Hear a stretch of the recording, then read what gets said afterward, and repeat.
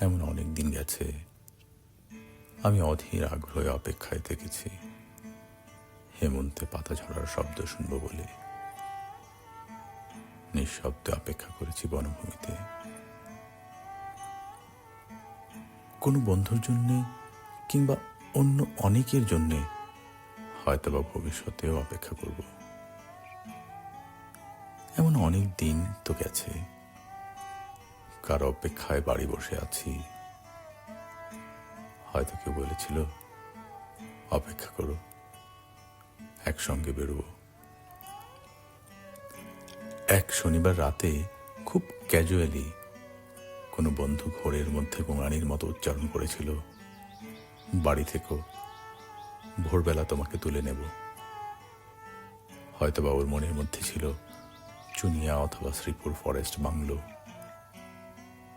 আমি অপেক্ষায় থেকেছি। যুদ্ধের অনেক আগে একবার আমার প্রিয় বন্ধু অলোক মিত্র ঠাট্টা করে বলেছিল, জীবনে তো কিছুই দেখলি না, নুজপিট পানশালা ছাড়া, চল তোকে দিনাজপুরে নিয়ে যাব। কান্তজির মন্দির ও রামসাগর দেখবি, বিরাট গোলাকার চাঁদ, মস্ত খোলা আকাশ দেখবি, পলাও আধিয়ারদের জীবন দেখবি। গল্প টল্প লেখার ব্যাপারে কিছু উপাদান পেয়ে যেতেও পারিস। তৈরি থাকিস, আমি আসব। আমি অপেক্ষায় থেকেছি। আমি বন্ধু, পরিচিত জন, এমনকি শত্রুর জন্যেও অপেক্ষায় থেকেছি। বন্ধুর মধুর হাসি আর শত্রুর ছুরির জন্য অপেক্ষায় থেকেছি। কিন্তু তোমার জন্য আমি অপেক্ষায় থাকব না, প্রতীক্ষা করব।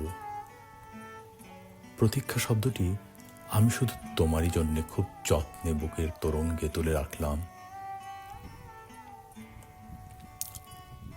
অভিধানী শব্দ দুটির তেমন কোনো আলাদা মানে নেই, কিন্তু আমরা দুজন জানি ওই দুই শব্দের মধ্যে পার্থক্য অনেক। অপেক্ষা একটি দরকারি শব্দ, আর পরে দোতনাবিহীন, ব্যঞ্জনাবিহীন অনেকের প্রয়োজন মেটায়। প্রতীক্ষাই আমাদের ব্যবহার্য সঠিক শব্দ। অনুমান অপশব্দটি আমাদের ব্যবহারের অযোগ্য। আমরা কি একে অপরের জন্য প্রতীক্ষা করব না?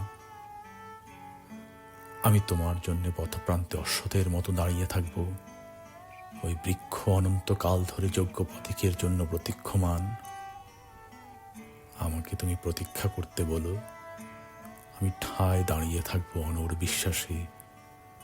দাঁড়িয়ে থাকতে থাকতে আমার পায়ে শিকড় গজাবে, আমার প্রতীক্ষা তবু ফুরবে না।